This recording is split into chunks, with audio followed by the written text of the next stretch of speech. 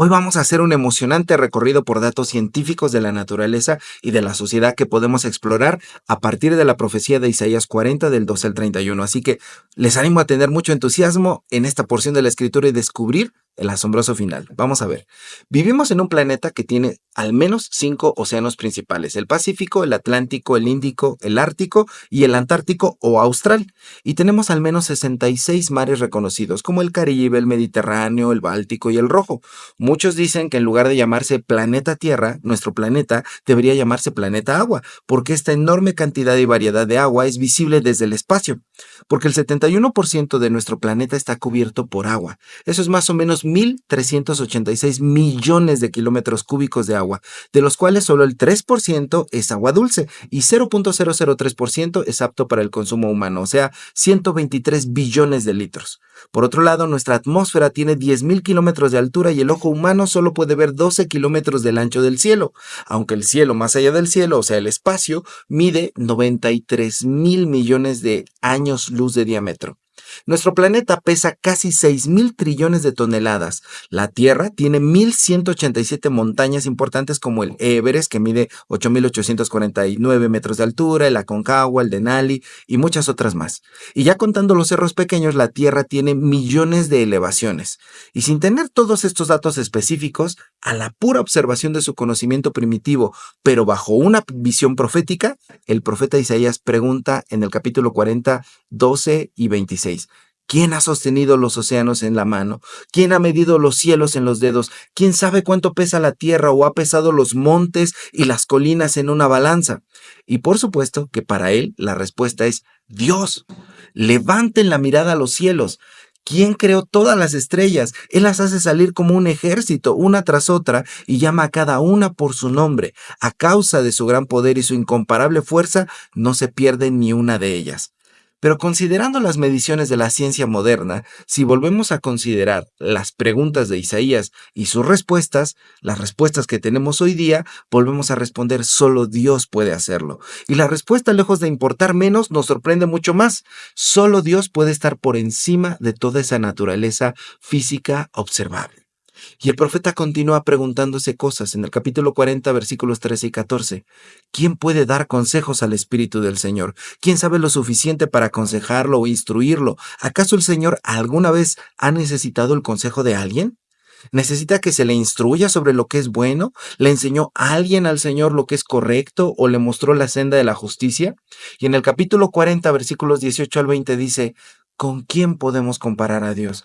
¿Qué imagen se puede encontrar que se le parezca? ¿Se le puede comparar con un ídolo formado de un molde, revestido de oro y decorado con cadenas de plata?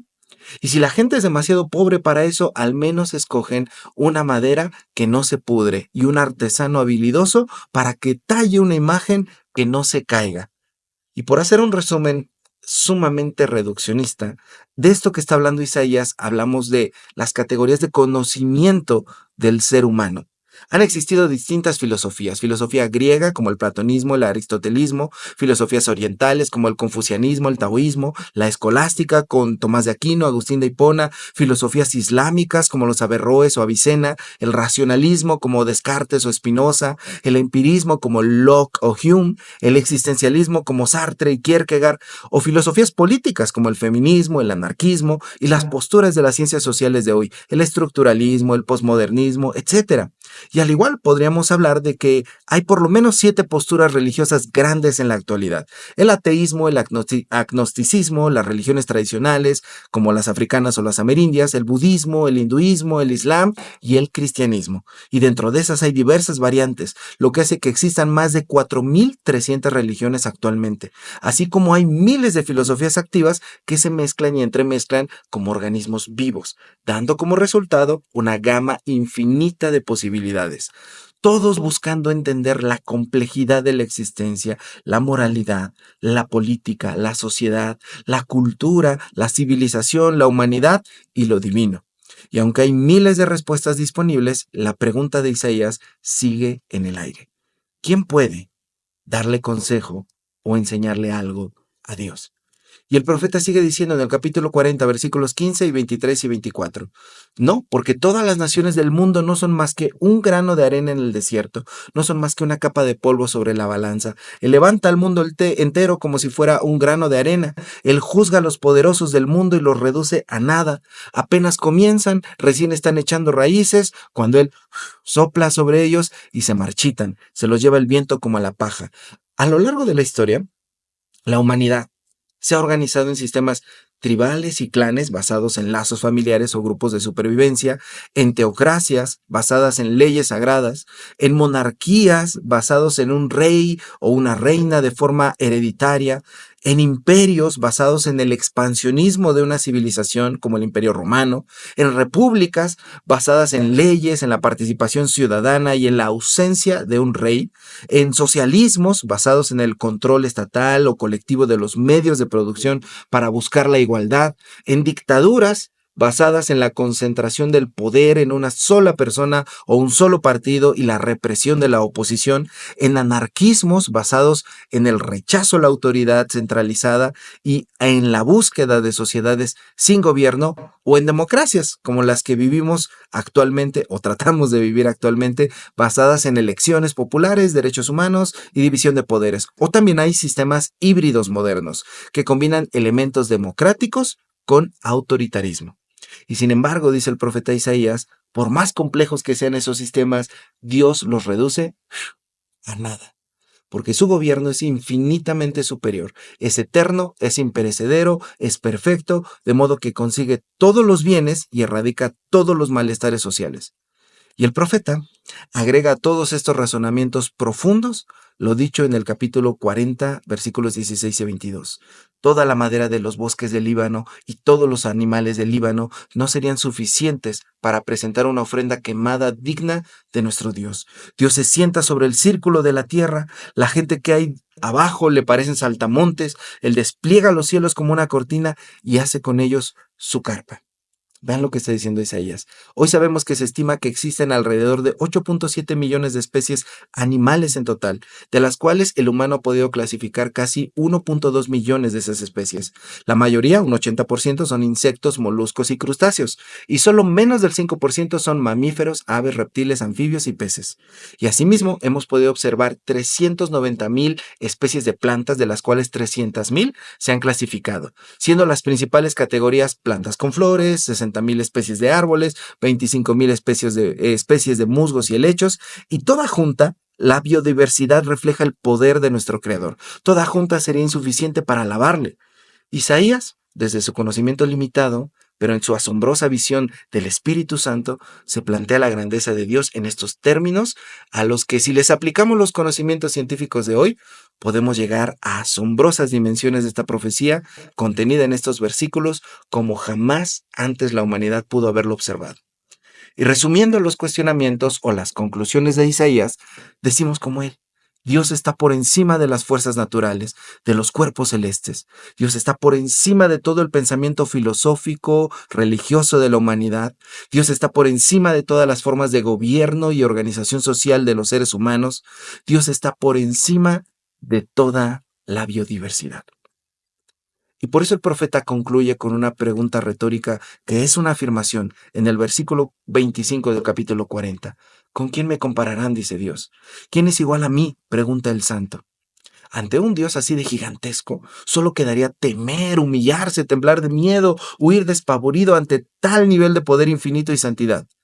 Pero Isaías no quiere eso.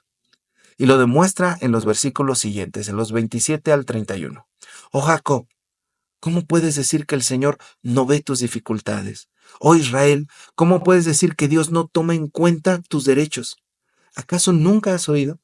¿Nunca han entendido? El Señor es el Dios eterno, el creador de toda la tierra. Él nunca se debilita ni se cansa. Nadie puede medir la profundidad de su entendimiento. Él da poder a los indefensos y fortaleza a los débiles, y hasta los jóvenes se debilitan y se cansan, y los hombres jóvenes caen exhaustos. En cambio, los que confían en el Señor encontrarán nuevas fuerzas, volarán alto como las alas de águila, correrán y no se cansarán, caminarán y no desmayarán. Había una sola categoría que Isaías no había abordado: el ser humano en sí mismo. Y uno podría pensar, dado la lógica, la secuencia de su argumentación hasta ahora, que él diría, el ser humano es menos que un microbio para Dios. Pero no. Todo lo que dijo antes es para llegar a decirle al humano, a ti, a mí, tiernamente lo siguiente. ¿Cómo puedes decir que Dios no ve tus dificultades? Un Dios tan grande no lo es para darte miedo, sino para darte confianza. Con todo ese poder no busca destruirte, sino amarte. Dios quiere cuidarte, darte confianza, que te des cuenta de que no hay nada en tu vida que lo obstaculice el protegerte. Un Dios de esas dimensiones no puede ser detenido por tu pecado, por tus preocupaciones, tus defectos, tus problemas, tus cargas, tus culpas, tus limitaciones, tus ansiedades o tus inseguridades. Él ve tus dificultades y toma en cuenta tus derechos. ¿No acabas de oír y entender la grandeza que te acabo de describir sobre Él? Él nunca se debilita, no se cansa y su pensamiento es tan profundo. Así que nada lo va a derrotar, nadie lo va a detener. Si tú piensas, es que si ocurre esto ya no va a haber solución, es falso. Si tú crees, es que esta persona ya me arruinó para siempre, es mentira. Aun si piensas que no tienes las fuerzas, los recursos, las habilidades, el entendimiento, el talento, las capacidades o lo necesario para hacer algo, no y no, 1000 veces no, porque Él le da poder a los indefensos, fortaleza a los débiles.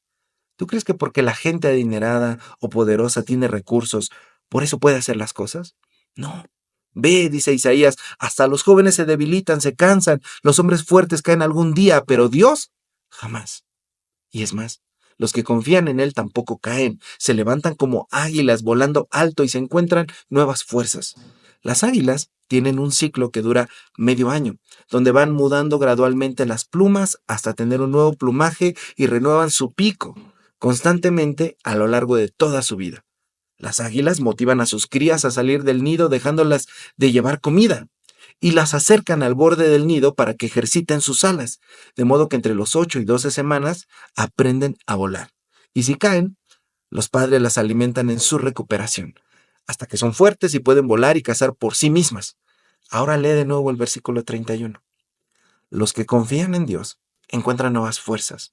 Dios nos motiva a salir de nuestro nido, de nuestra zona de confort, nuestras costumbres que nos paralizan, nuestros problemas que nos inmovilizan, los sentimientos que nos atrapan y son dañinos, en los pasados que ya no existen o los pretextos que nos impiden avanzar y desarrollarnos.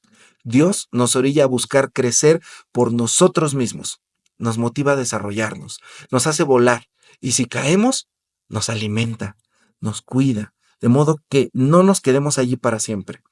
Entonces tú puedes entender tus problemas de hoy como la peor tragedia que te haya sucedido y quedarte tirado, llorando y lamentando y lamiendo tus heridas, o puedes creer que Dios está orillándote a salir de ese nido que ya te queda chico, que te impide abrir las alas y que no te ha dejado volar a nuevos horizontes. Estás mudando de plumas, no estás herido, estás afilando tu pico contra las rocas de los problemas, no estás derrotado. Vas a aprender a cazar mejor, a volar más alto y vas a encontrar nuevas fuerzas en medio del dolor y de la tragedia. Por eso, el profeta termina diciendo que los que confían en Dios correrán y no se cansarán, caminarán y no desmayarán, irán más allá de toda la lógica. El mismo profeta que nos ha hablado de toda la ciencia de Dios, termina diciéndonos que por eso Él es capaz de romper toda lógica, porque es dueño de toda ella. ¿Cómo?